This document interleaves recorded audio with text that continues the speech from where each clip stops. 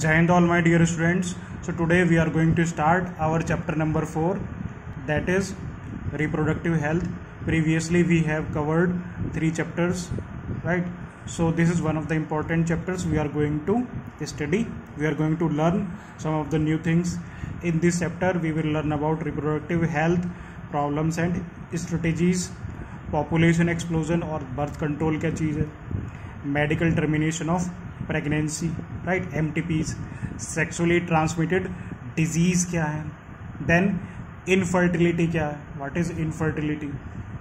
तो इसमें मतलब पहला जो आपका क्वेश्चन है यहाँ पर, ठीक है, पहला जो टॉपिक है that is reproductive health. What is reproductive health, right. Reproductive health it refers to the healthy reproductive organs, ठीक है। क्या रेफर कर रहा है वो, रिप्रोडक्टिव, किसको रेफर कर रहा है वो, हेल्दी रिप्रोडक्टिव ऑर्गन्स को रेफर कर रहा है, विद नॉर्मल फंक्शंस, राइट, जो कि नॉर्मल फंक्शंस कर रहे होंगे, ठीक है।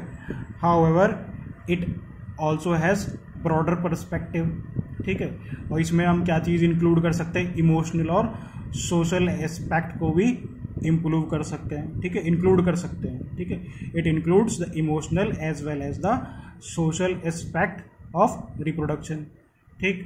और वर्ल्ड हेल्थ ऑर्गेनाइजेशन के अकॉर्डिंग टू WHO, ठीक है, according to the WHO reproductive health means a total wellbeing in all aspect of reproduction, right, a total wellbeing, ठीक है, total wellbeing in aspects of reproduction, ठीक है। Total wellbeing क्या होगा यहाँ पर, that is physical, emotional, behaviour and social, right. क्या होगा यहाँ पर कि वो सोशली, फिजिकली, इमोशनली, बिहेवियर और सोशल एस्पेक्ट को भी वो कवर कर रहा है। A reproductively healthy society is the society with people having physically and functionally normal reproductive organs and normal emotional and behavioural interaction among them in all sex related aspects, right. तो क्या मतलब हुआ इसमें जो बता रखा है, ठीक है। तो यहाँ पर ये जो चैप्टर है रिप्रोडक्टिव हेल्थ, ये बहुत ही इंपॉर्टेंट चैप्टर है क्लास 12th का। तो जैसे मान लो एक कपल है, ठीक है, एक एग्जांपल से समझते हैं, ठीक है। एक कपल है, एक कपल की मैरिज हुई, ठीक है, कपल है, उसकी मैरिज हुई, फिर उसके जो 1 साल बाद, ठीक है, 1 साल बाद क्या हुआ, उनको कोई बच्चे नहीं हुए, ठीक है। फिर 2 साल बाद उनको बच्चे नहीं हुए, ठीक है, 2 साल के बाद बच्चे नहीं हुए, 3 साल के बाद उन्हें कोई बच्चा नहीं हुआ, फिर ऐसे क्या हुआ, उन्हें कई साल के बाद उन्हें बच्चा नहीं हुआ। फिर क्या होगा, सोसाइटी में आसपास क्या होगा, बातें होने लगेंगी, ठीक है, सोसाइटी में बहुत सारी बातें होने लगेंगी, भाई उसके यहाँ शादी हुई और उसके बच्चे नहीं हुए, ठीक है। तो जो रिप्रोडक्टिव हेल्थ है, ठीक है, उसमें क्या आ गया, इमोशनल इश्यूज भी हैं, ठीक है, फिजिकली भी है, इमोशनल भी है, बिहेवियर पे भी वो इफेक्ट कर रहा है, और सोशल तो है ही है, क्लियर। तो यही इस चैप्टर में मानना है, यही इस चैप्टर में हमें सीखना है और यही हमें अवेयर भी करवाना है, ठीक है। हम भी अगर हम खुद अवेयर होंगे तभी हम लोगों को अवेयर कर पाएंगे, right. So that is your reproductive health. Reproductive health problems and strategies. What are the problems and what are the strategies?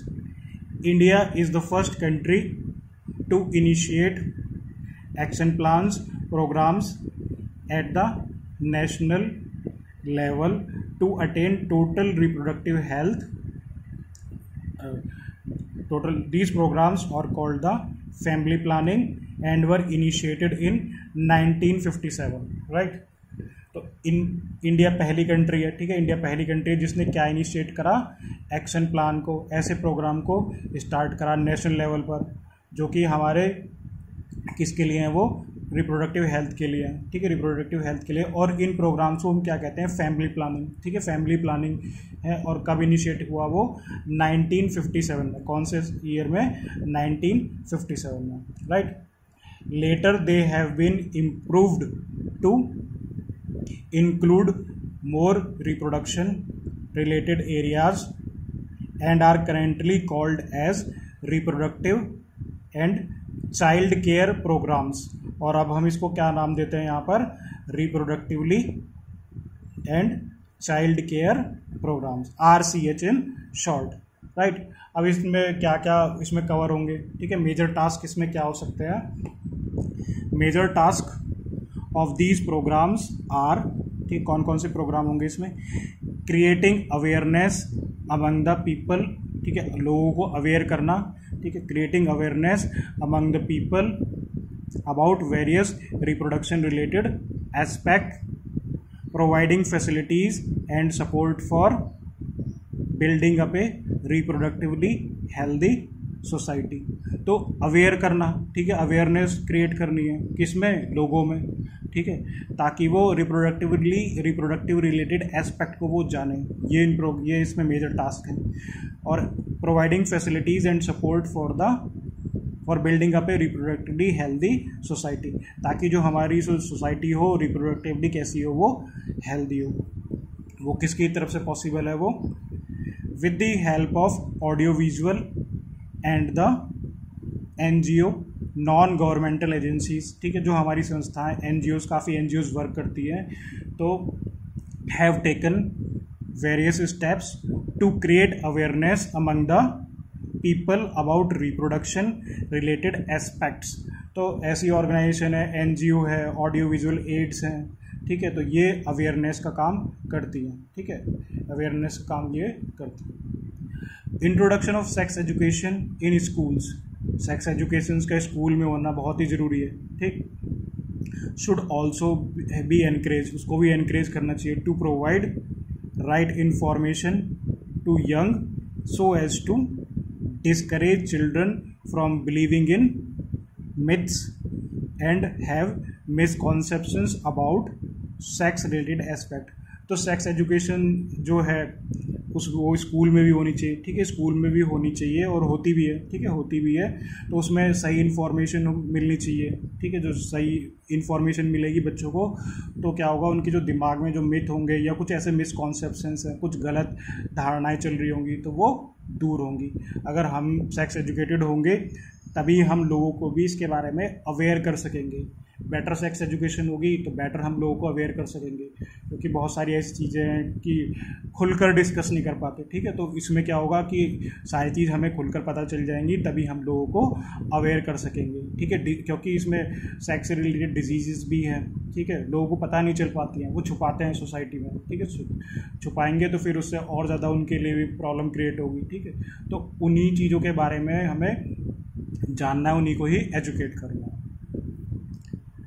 Proper information about reproductive organs, proper information होनी चाहिए, ठीक है, proper information about reproductive organs, adolescence and related changes, safe and hygienic sexual practices, ठीक है, sexually transmitted disease, AIDS would help people specially these in the adolescent age group, ठीक, to lead a reproductively healthy life, ठीक है, ताकि वो healthy life को जी सकें, ठीक है, healthy life, reproductively healthy life को वो जी सकें। तो प्रॉपर इन्फॉर्मेशन होगी कि हाइजीनिक प्रैक्टिसेस कैसे होनी चाहिए, ठीक है, सेफ हाइजीनिक प्रैक्टिस कैसे होनी चाहिए, सेक्सुअल प्रैक्टिसेस, STDs के बारे में जानना, सेक्सुअली ट्रांसमिटेड डिजीज़ के बारे में जानना, एड्स के बारे में जानना, एक्वायर्ड इम्यून डेफिशिएंसी सिंड्रोम, वो किसे मदद करेगी, वो लोगों को मदद करेगी, ठीक, जो एडोलेसेंस एज में, ताकि रिप्रोडक्टिवली हेल्दी सोसाइटी बन सके। Educating people specially fertile couple and those in the marriageable age groups about available birth control options, care of pregnant mothers, post natal care of the mother, period after the child birth, ठीक।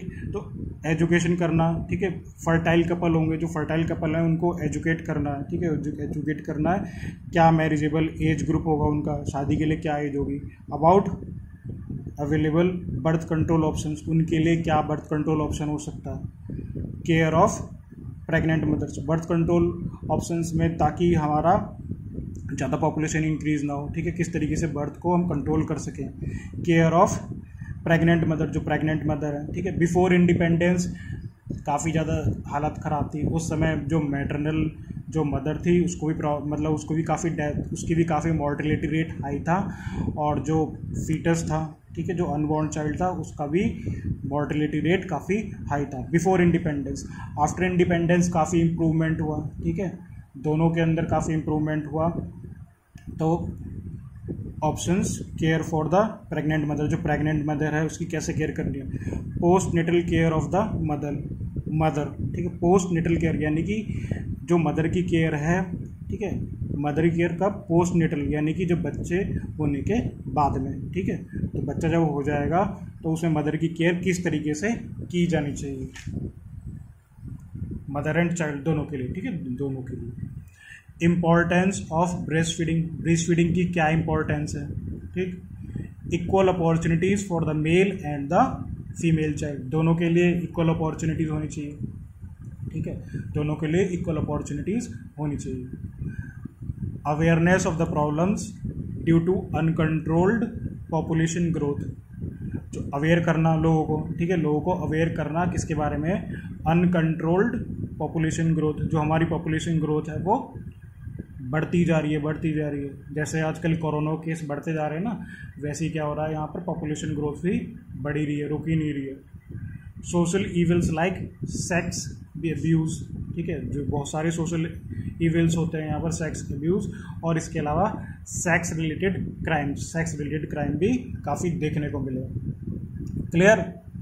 तो amniocentesis एक technique है यहाँ पर, ठीक है, amniocentesis एक technique है, वो किसके लिए, यहाँ पर foetal sex determination test based on the chromosomal pattern in the amniotic fluid surrounding the developing embryo, ठीक। एम्ब्रियो जो एमनियोसेंटेसिस थी एक ऐसी टेक्निक थी जो कि क्या, जिससे हम क्या डिटरमाइन कर सकते हैं, फीटल सेक्स को डिटरमाइन कर सकते हैं, ठीक है, फीटल सेक्स को डिटरमाइन कर सकते हैं, ठीक है। तो वो किसके लिए थी, वो क्रोमोसोमल पैटर्न को पता करने के लिए कि भाई उसके पास जो एमनियोटिक फ्लूइड है वो हमने ले लिया, और अगर वहाँ पे कुछ डिसऑर्डर है उसको पता करने के लिए। हालांकि इससे मेल और फीमेल के बारे में पता चल जाता है, लेकिन जो है इसके ऊपर गवर्नमेंट ने क्या कर दिया, बैन लगा दिया, किसके ऊपर, एमनियोसेंटेसिस के ऊपर। क्यों, क्योंकि हमारे देश में मेंटलिटी ऐसी है, ठीक है, वाई हमारे देश में मेंटलिटी ऐसी है, कुछ जगह क्या होता है कि भाई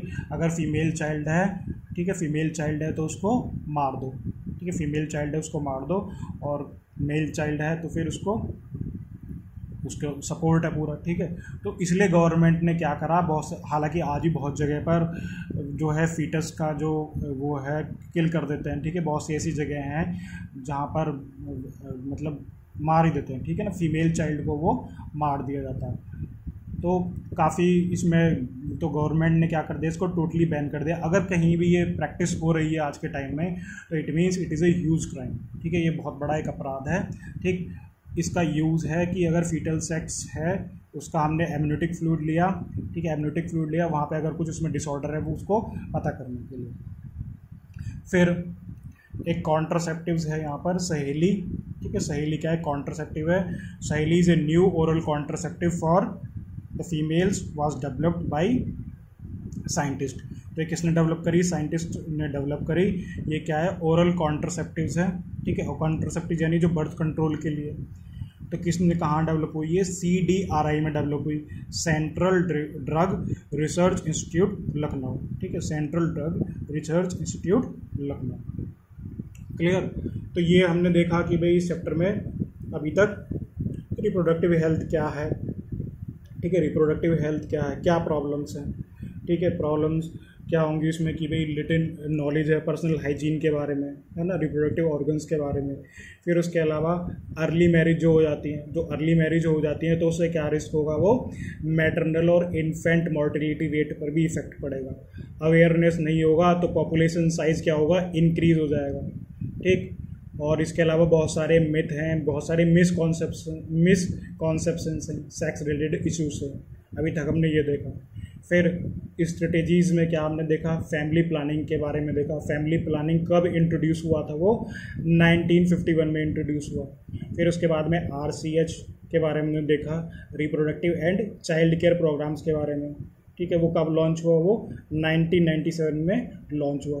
और उसमें क्या बताया गया कि भाई अवेयरनेस क्रिएट करनी है लोगों में, ठीक है, रिप्रोडक्शन रिलेटेड एस्पेक्ट्स के बारे में जानना है, फैसिलिटी और सपोर्ट करना है हेल्दी सोसाइटी के लिए, फैसिलिटीज़ प्रोवाइड करवानी है और सपोर्ट करना है ताकि एक रिप्रोडक्टिवली हेल्दी सोसाइटी हम लोग क्रिएट कर सकें। फिर उसके बाद कुछ NGOs हैं जिसमें ऑडियो विजुअल एड्स हैं, प्रिंट मीडिया है, गवर्नमेंट है, नॉन गवर्नमेंट ऑर्गेनाइजेशंस हैं, वो एंगेज हो रही हैं, ठीक है, रिप्रोडक्टिव रिलेटेड एस्पेक्ट को बताने के लिए। सेक्स एजुकेशन का स्कूल में होना ज़रूरी है ताकि राइट इन्फॉर्मेशन जो यंग माइंड्स हैं, यंग जनरेशन है, ठीक है, उनको मिल सके और जो मिथ और मिसकॉन्सेप्शन उनके दिमाग में चल रहे हैं वो दूर हो सके, राइट। प्रॉपर इन्फॉर्मेशन है रिप्रोडक्टिव ऑर्गन्स की होनी चाहिए एडोलेसेंस एज में, सेफ और हाइजीनिक सेक्सुअल प्रैक्टिस होनी चाहिए। क्लियर? तो ये अभी तक हमने डिस्कस किया।